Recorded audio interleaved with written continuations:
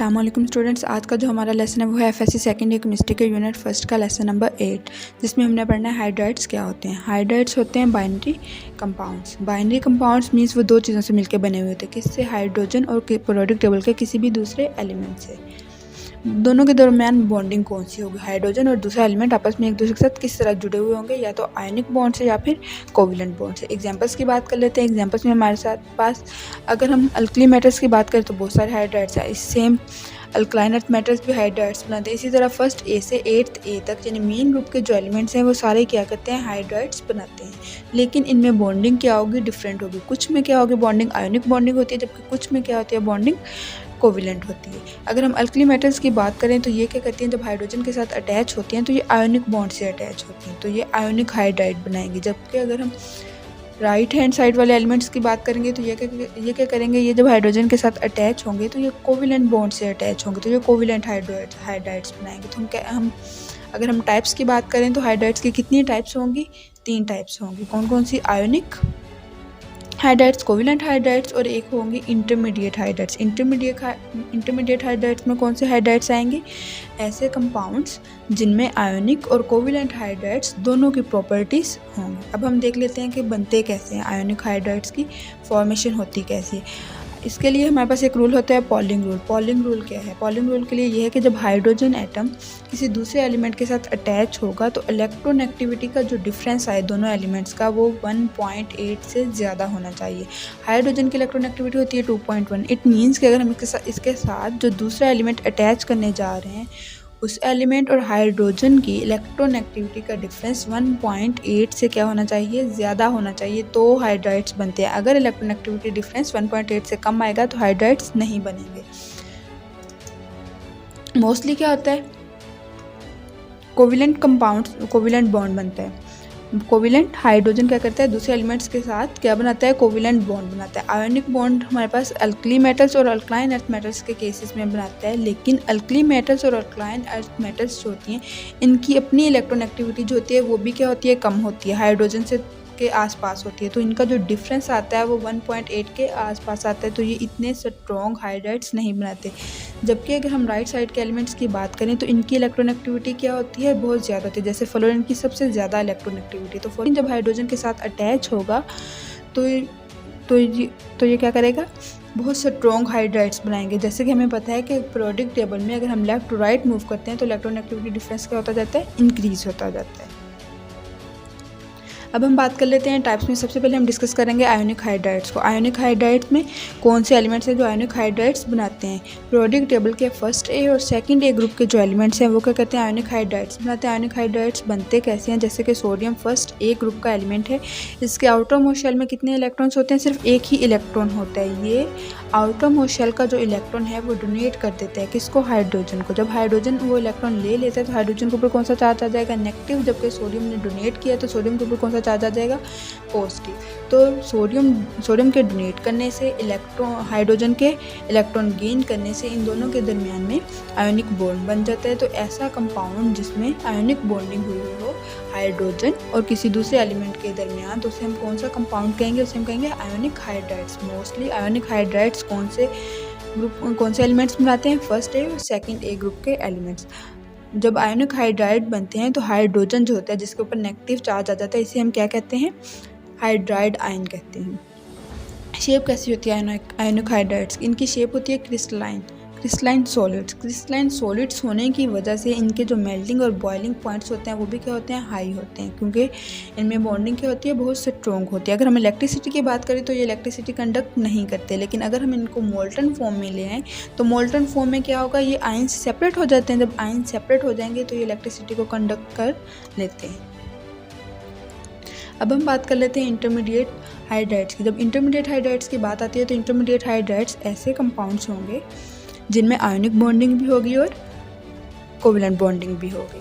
तो periodic table के जो एलिमेंट्स हैं जिनमें मैग्नीशियम और बेरिलियम के जो हाइड्राइड्स रहते हैं ये क्या है? इंटरमीडिएट हाइड्राइड्स हैं। जिंक और कैडमियम के जो हाइड्राइड्स हैं ये भी क्या हैं? इंटरमीडिएट हाइड्राइड्स हैं। इनकी जो प्रॉपर्टीज़ होती हैं वो क्या होती हैं? वो बिटवीन होती हैं आयोनिक एंड कोवलेंट हाइड्राइड्स के। इनका स्ट्रक्चर कैसा होता है? इनका स्ट्रक्चर होता है पॉलीमेरिक स्ट्रक्चर। और ओवरऑल अगर इनकी नेचर की बात की जाए तो इनकी नेचर क्या होती है? Covalent nature. अब हम बात कर लेते हैं आयोनिक हाइड्राइड्स की, कोवेलेंट हाइड्राइड्स की। कोवेलेंट हाइड्राइड्स में क्या होगा, कोवेलेंट हाइड्राइड्स में हमें पता है कोवेलेंट बॉन्डिंग हुई होगी, यानी हाइड्रोजन जो किसी दूसरे एलिमेंट के साथ अटैच हुआ होगा, इन दोनों के दरमियान में क्या होगी, कोवेलेंट बॉन्डिंग। कोवेलेंट बॉन्डिंग कैसे होती है, इलेक्ट्रॉन की शेयरिंग से। हाइड्रोजन का आउटर मोस्ट शेल में एक इलेक्ट्रॉन था, फ्लोरीन को आउटर मोस्ट शेल को करने के लिए सिर्फ एक इलेक्ट्रॉन की ज़रूरत थी, तो इन दोनों ने आपस में शेयरिंग कर ली, हाइड्रोजन का भी शेल कंप्लीट हो गया और फ्लोरीन का भी आउटर मोस्ट शेल कंप्लीट हो गया, तो जिससे क्या हुआ, इनके दरमियान में कोवेलेंट बॉन्डिंग हुई और ये जो हाइड्राइड बना इसे हम क्या कहेंगे, कोवेलेंट हाइड्राइड कहेंगे। पीरियोडिक टेबल में कोवेलेंट करैक्टर हमें पता है, अगर हम लेफ्ट टू राइट मूव करते हैं तो कोवेलेंट करैक्टर हमारे पास क्या होता जाता है, इंक्रीज होता जाता है। तो इट मीन्स कि अगर पीरियोडिक टेबल के हम लेफ्ट हैंड साइड के एलिमेंट्स की बात करेंगे तो वो कोवेलेंट हाइड्राइड्स नहीं बनाएंगे, क्योंकि कोवेलेंट करैक्टर इंक्रीज होता है राइट साइड की तरफ। अगर हम राइट साइड पे आ जाएंगे तो राइट साइड को जो एलिमेंट्स ये क्या करेंगे, कोवेलेंट हाइड्राइड्स बनाएंगे। और जैसे जैसे हम लेफ्ट टू राइट मूव करते जाएंगे, कोवेलेंट करैक्टर इंक्रीज होने की वजह से कोवेलेंट हाइड्राइड्स बनने के चांसेस भी क्या होते जाएंगे, पीरियोडिक टेबल में इंक्रीज होते जाएंगे। अगर हम कोवेलेंट हाइड्राइड्स की प्रॉपर्टीज़ की बात कर लें तो मोस्टली जो कोवेलेंट हाइड्राइड्स होते हैं वो किस फॉर्म में पाए जाते हैं, या तो गैसियस स्टेट में होते हैं या फिर वोलेटाइल लिक्विड्स की फॉर्म में होते हैं। ये इलेक्ट्रिसिटी के होते हैं नॉन कंडक्टर। क्यों नॉन कंडक्टर होते हैं, यहाँ पे आप देख सकते हैं कोई भी इलेक्ट्रॉन फ्री नहीं है जो कि इलेक्ट्रिसिटी को कंडक्ट करवा सके। इनको हम डिज़ोल्व किस में करवा सकते हैं, ऑर्गेनिक सॉल्वेंट्स में। बॉन्ड एनर्जी इनकी किस चीज़ पे डिपेंड करती है, बॉन्ड एनर्जी डिपेंड करती है कि जो एलिमेंट हाइड्रोजन के साथ अटैच हुआ है उसका साइज़ क्या है और इन दोनों का इलेक्ट्रोनेगेटिविटी का डिफरेंस क्या है। पीरियोडिक टेबल में अगर देखें तो फोर्थ ग्रुप और फिफ्थ ए ग्रुप के मेल्टिंग पॉइंट्स और बॉइलिंग पॉइंट्स डिक्रीज होने का इफेक्ट यहाँ पे दिखाया गया है। अब हम बात कर लेते हैं कोवेलेंट हाइड्राइड्स की स्टेबिलिटी की।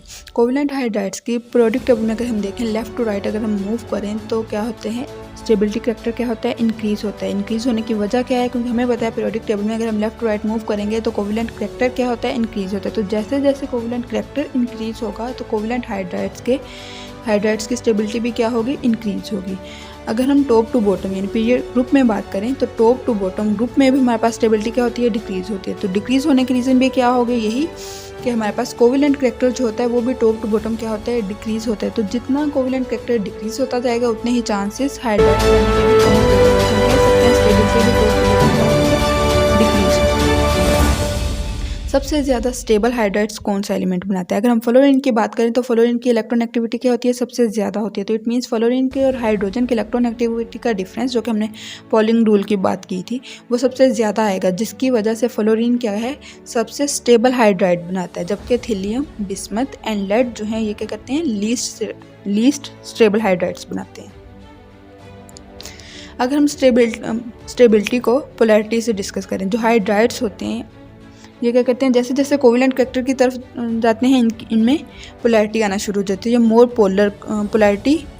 पोलर कंपाउंड्स बनाना शुरू हो जाते हैं। हाइड्रोजन क्या करता है, जब दूसरे एलिमेंट के साथ अटैच होता है तो मोर पोलर कंपाउंड बनाता है, जैसे कि वाटर में और हाइड्रोजन फ्लोराइड में, जिसकी वजह से हाइड्रोजन बॉन्डिंग हो जाती है। हाइड्रोजन बॉन्डिंग में क्या होता है कि एक इलेक्ट्रोपॉजिटिव एलिमेंट किसी दूसरे मॉलिक्यूल के हाईली इलेक्ट्रोनेगेटिव एलिमेंट के साथ बॉन्डिंग कर लेता है, जैसे कि वाटर के एक मॉलिक्यूल का हाइड्रोजन वाटर के दूसरे मॉलिक्यूल के ऑक्सीजन, वाटर के यहाँ पे आप देख सकते हैं ये हाइड्रोजन इस ऑक्सीजन के साथ अटैच हो गया। तो यहाँ पे ये जो बॉन्डिंग हुई है ये क्या है, हाइड्रोजन बॉन्डिंग है। जैसे जैसे हाइड्राइड्स कोवेलेंट करैक्टर बढ़ता जाता है वो क्या करते हैं, उनमें पोलैरिटी आना शुरू हो जाती है। जब पोलैरिटी आना शुरू हो जाती है तो वो क्या करते हैं, कोवेलेंट बॉन्डिंग बना लेते हैं, जैसे कि यहाँ पे वाटर में है। सेम केस HF यानी हाइड्रोजन फ्लोराइड में भी सेम यही है। अगर आपको कोई क्वेश्चन हो इस वीडियो में, इस लेक्चर में, तो आप कमेंट सेक्शन में करके पूछ सकते हैं। वीडियो को लाइक करें, शेयर करें।